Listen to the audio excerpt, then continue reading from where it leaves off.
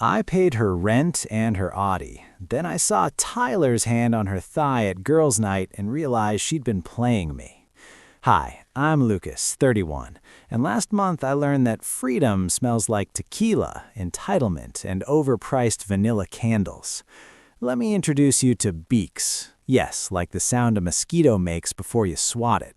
She's 26, wears clean girl makeup that costs more than my grocery budget, and speaks in full TikTok therapy lingo. If you've ever had a conversation with someone who uses gaslighting and holding space in the same sentence while accusing you of weaponized tone, then congratulations, you've met her spiritual twin. We were together 2 years. I paid the rent, internet, utilities, and the Audi A3 she drove like it was leased by God herself. She worked part-time as a social media coordinator for a boutique that had 4K followers and sold see-through cardigans for $160. Her job? Post filtered mirror selfies of the owner's dog and sunglasses and throw around buzzwords like minimalist luxury. Last Tuesday, she said she was going out for a girls' night with her best friend Kenzie. Standard. I stayed in, ordered a large pepperoni, cracked open a beer, and queued up some Elden Ring. At 11:03 p.m., I made the mistake of opening Instagram. Kenzie, like a digital trader, had posted a boomerang of them at a cocktail lounge. Cute, except in the mirrored background, clear as a confession, was a guy's arm draped casually over Beeks's chair. That arm belonged to Tyler. Tyler the promoter. Tyler the just a contact for my career. Tyler the guy whose idea of networking involves bottle service and DM slides at 2 a.m. Next frame of the story, his hand on her thigh. I didn't yell, didn't throw my controller. I screenshotted the evidence and sat back like I was waiting for the season finale of a show I hated. She came home at 2:08 p.m. smelling like tequila, a man's cologne, and a lie dipped in glitter. I was on the couch, pretending to scroll. Girls' night was so fun, she said, cheeks flushed and voice sweet enough to trigger a cavity. Did Tyler have fun too? I asked. And then, oh reader, the shift, from perky to prosecutor. Are you stalking me now? This is what I mean about your controlling behavior. You're always making things into a crime scene. His hand was on your leg, Beeks. He's friendly. You're just insecure. I stared at her. 2 years of dodged accountability. 2 years of blaming my gut instincts on my trauma responses. Something in me cracked like a cold beer. I'm right, I said. She blinked. I am? You want freedom. I'm giving it to you. And that's when I stood up, walked to the door, and opened it. You are free, Beeks. We're done. She laughed, not like a joke, but like she couldn't compute. Lucas, stop being dramatic. No, I said, I'm being honest. You want someone who trusts you? Go find him. She tried to push past me toward the hallway. I blocked her. She shrieked, told me I couldn't kick her out, that she lives here. You're not on the lease, Beeks. You've never paid rent. You were a guest. I'm revoking the invitation. Her mouth opened, closed. Then came the last stand.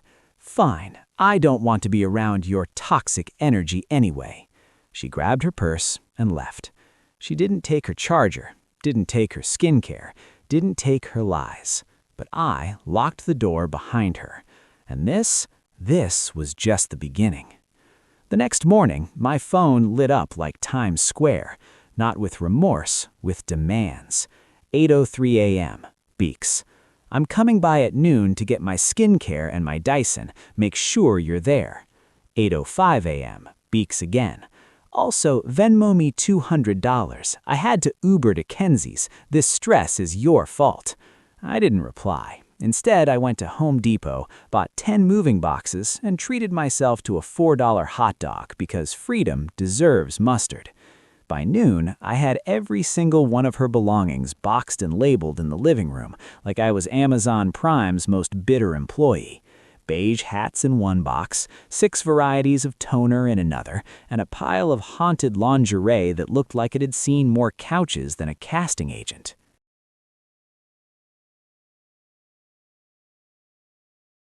At 12:04 p.m., she tried the door. She couldn't get in. I'd rekeyed the smart lock at 2:05 a.m., mid-victory lap. She started knocking, then pounding. I opened it just enough to block the frame. She tried to push past me. "Lucas, I'm not moving out. You're being insane. We had a fight. That's it." "No," I said, calm as an empty bank account. "You said I was controlling and suffocating. I'm removing the control. You're free." She stared at the boxes, her brain doing algebra in reverse. "I can't take all this. I drive an Audi." "Ah, yes, the Audi."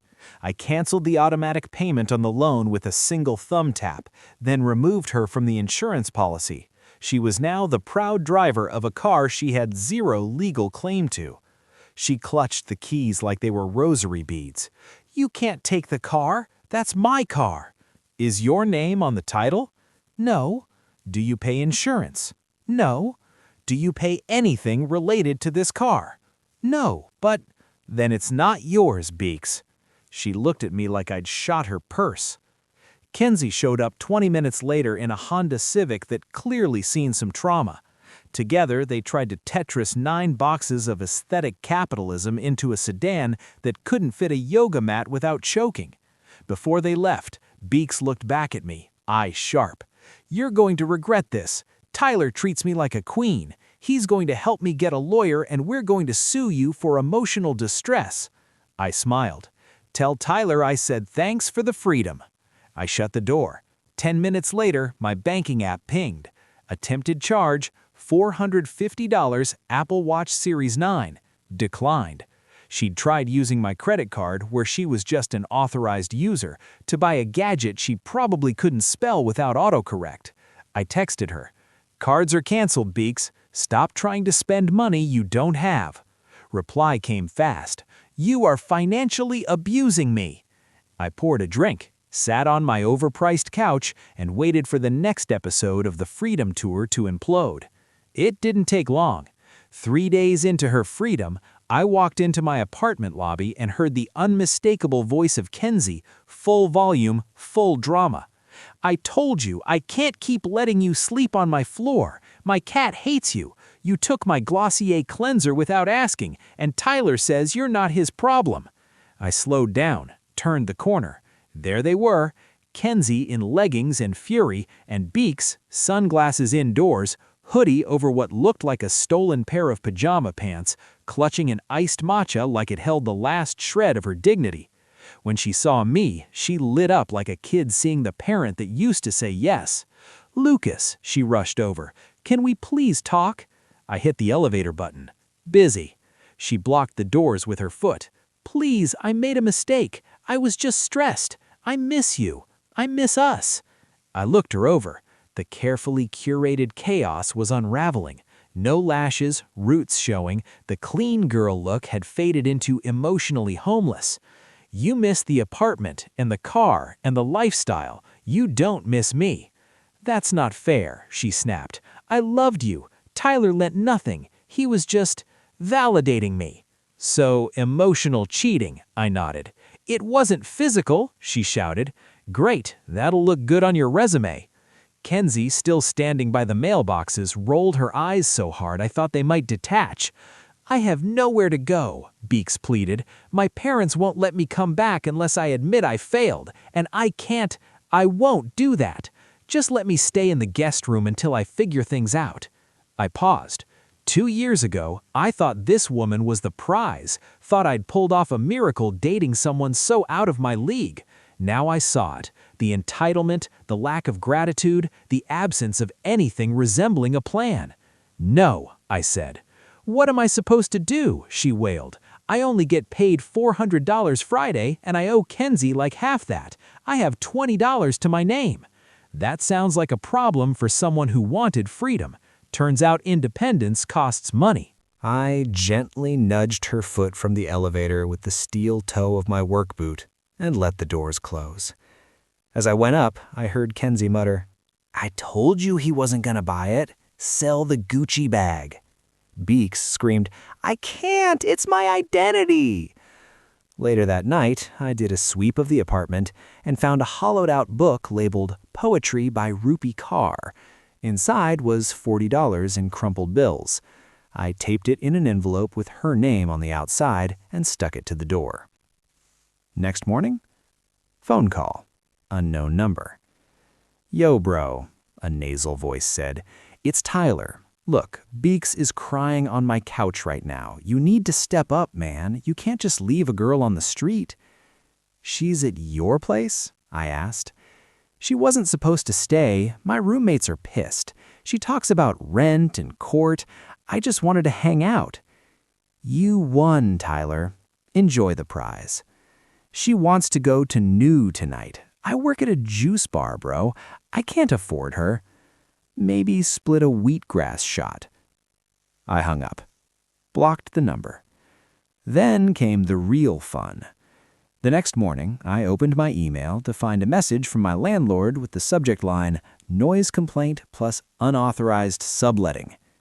I laughed out loud. Apparently, someone had filed a report claiming I was illegally running an Airbnb out of my unit and that there had been domestic disturbances. You know, like yelling and crying in the hall, which definitely hadn't come from me. I knew immediately Beeks had filed it. I went straight to the leasing office. Sheila, the property manager, looked up as I walked in. Middle-aged, no nonsense, the type of woman who's been through 3 divorces and has 0 time for nonsense. "Sheila," I said, dropping into the chair across from her desk, "we've got a soap opera situation." I showed her the texts, the timeline, even the boxes still sitting untouched in my apartment hallway. I explained that my ex-girlfriend, who was never on the lease, was now trying to get me evicted for the crime of not wanting to bankroll her brunch habit. She didn't blink. Let me guess. Blonde, overfilled lips, wears those ribbed sets like she's about to film a yoga video? Correct. She came in yesterday, tried to sweet-talk the front desk into giving her a spare key, said she accidentally locked herself out and that she lived here. My eyebrows lifted. And? She told her I'm internalizing misogyny. I choked back a laugh. What did you say? I told her I internalize lease agreements. She clicked something on her screen. I'll flag her in the system. If she comes back here, she's trespassing. Security will escort her out. I thanked her and went home, but not before stopping at the package locker. Inside, one last delivery addressed to her. I scanned it. Sephora, of course. I Sharpied "Return to Sender" on it and dropped it back in the bin. 10 minutes later, another notification. Your policy update. Audi A3 has been reported stolen. Oh, really, Beeks? She tried to report the car stolen, probably thinking I'd get pulled over or maybe insurance would freeze my policy. Smart idea if she hadn't made one fatal mistake. I'd set up a voice passcode on my insurance account years ago after identity theft issues. The moment she called pretending to be me, they flagged it. Fraud alert. I got a personal call from their fraud department and now had a recording of her trying to impersonate me. I filed a police report. Not because I wanted her arrested, but because I wanted a paper trail. This wasn't just pettiness anymore. She was trying to sabotage my life because I refused to sponsor her lifestyle. That night, I sat on my couch, lights off, just staring into the silence. No passive-aggressive sighs, no pointed Instagram reels about men who don't meet your energy, no vanilla sugar candle melting into the carpet. Just me, a steak I didn't have to share, and the distant sound of someone else's drama echoing down the hallway. It was glorious. And it wasn't over yet. 1 week post-breakup, and the saga officially turned into low-budget HBO. Saturday morning, I got a knock at the door. Not Beeks, not Kenzie. Stan, her dad. The man looked like he'd just driven across 3 states fueled on gas station coffee and raw disappointment. Retired mechanic, calloused hands, mustache that hadn't changed since 1987. "Lucas," he said. "She's in the truck." I peered past him. Yep, there she was.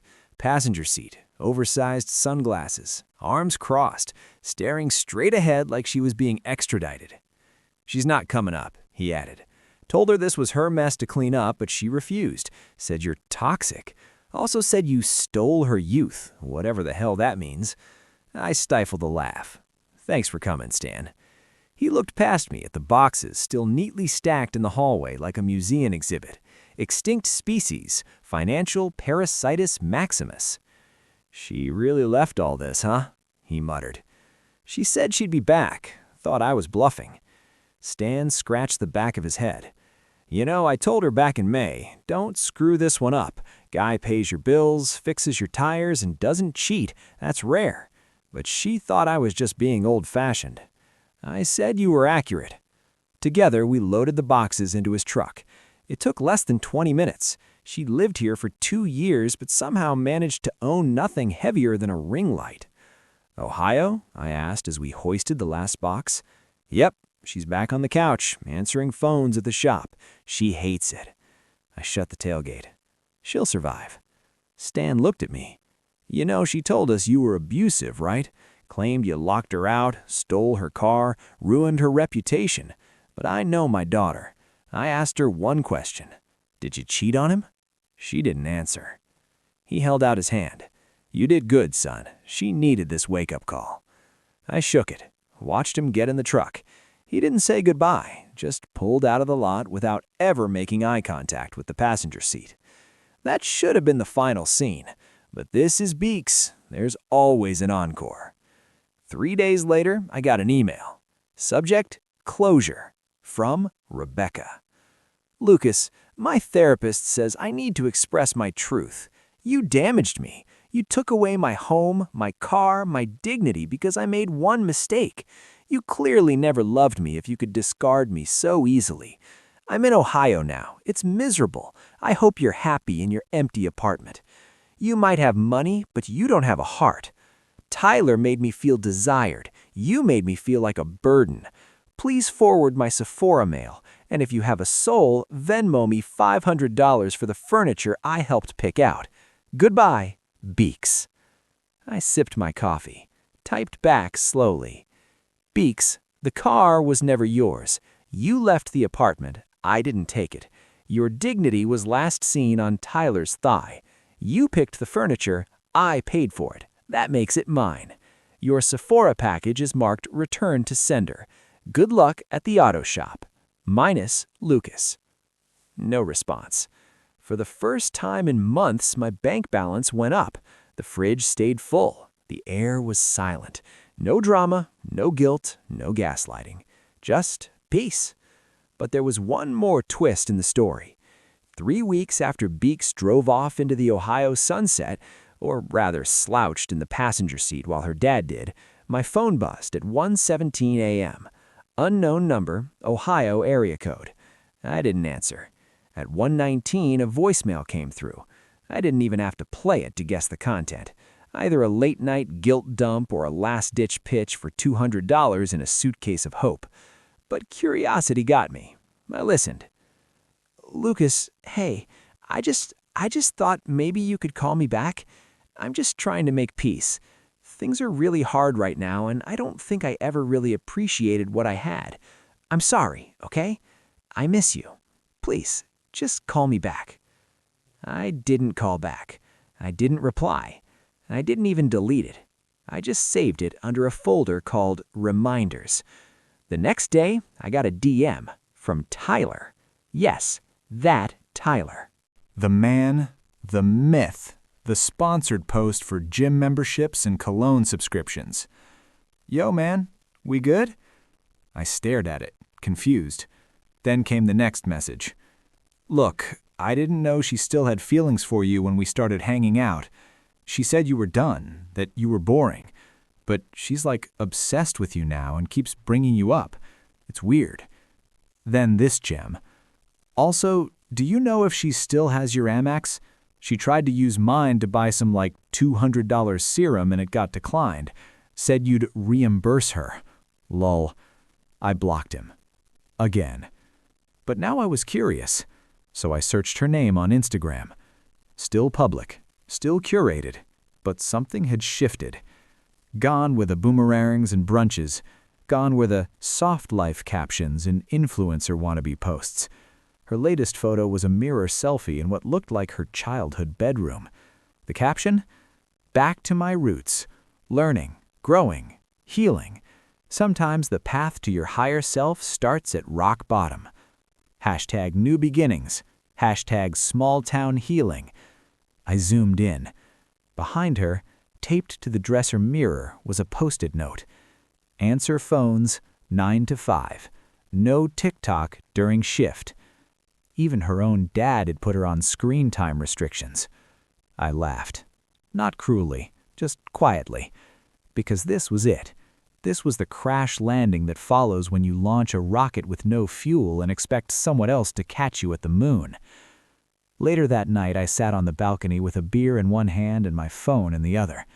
I opened Venmo, scrolled past a dozen old transactions labeled mani-pedi, brunch, lashes, and finally hit unfriend. The past wasn't haunting me. It was blocked, boxed, and shipped back to Ohio. But just as I was about to close the app, something new popped up. A payment request. From Rebecca. $15. Reimbursement for my hairbrush. You threw it in the box with my dry shampoo and it cracked. I stared at it, and then I hit decline with a smile. No message, no explanation, no drama. Because the beautiful part of freedom, you don't owe anyone closure when they already slammed the door. It was a Wednesday when I realized something wild. I hadn't heard a single fake sniffle or passive-aggressive sigh in over 20 days. That's how long it had been since Beeks left. 20 days of uninterrupted silence. No subtle, weaponized crying, no guilt-bomb texts. Just peace. To celebrate, I did something radical. I bought the expensive steak. Not the on-sale, maybe it's fine cut. No, Wagyu, the kind with marbling that looks like it was painted on by angels. I grilled it barefoot on the balcony like a suburban demigod and ate it straight off the cutting board. No plates, no quinoa side, no comments about how red meat causes inflammation. Halfway through chewing, I had a moment. A dumb, brief, stupid little wave of nostalgia. It hit out of nowhere.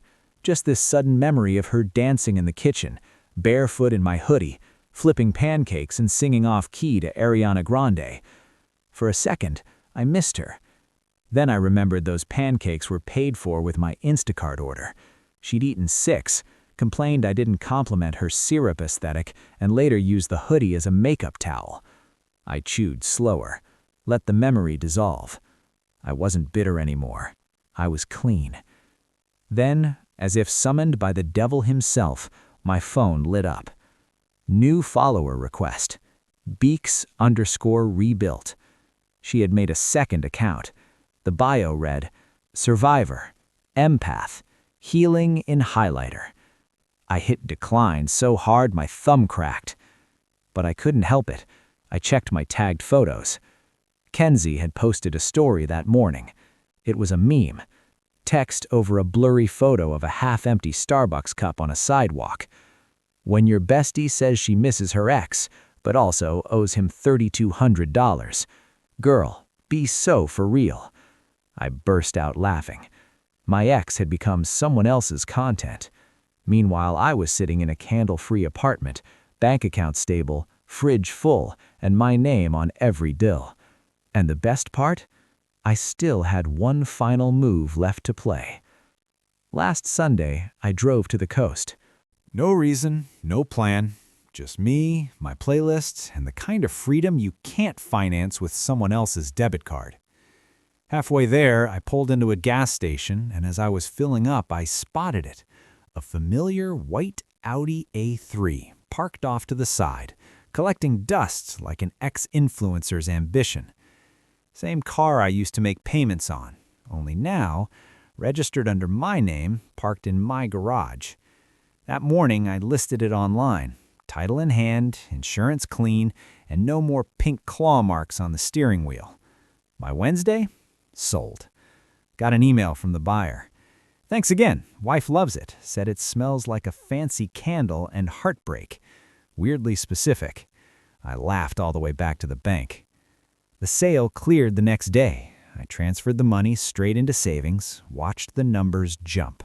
No texts, no drained Venmo, no mystery Sephora charges. Just quiet. That night, I lit a new candle, cedarwood and sanity, and sat on the couch wrapped in the new throw blanket I bought. The old one? Donated, along with everything else she'd left behind that I hadn't already boxed and shipped back to Ohio. I didn't get a thank you. Didn't expect one. But as I poured a glass of bourbon, I scrolled one last time through my messages, found her old contact, and tapped delete. Not block, just gone, like she'd never been there. And that truly was the difference between her version of freedom and mine. She wanted freedom without responsibility. I wanted freedom from responsibility that was never mine to carry. She wanted a safety net she could set on fire and still expect to bounce. I wanted to stop playing the part of someone's emotional insurance policy. In the end, she got what she asked for. So did I. And you know what? Mine came with steak, silence, and a savings account that's finally breathing.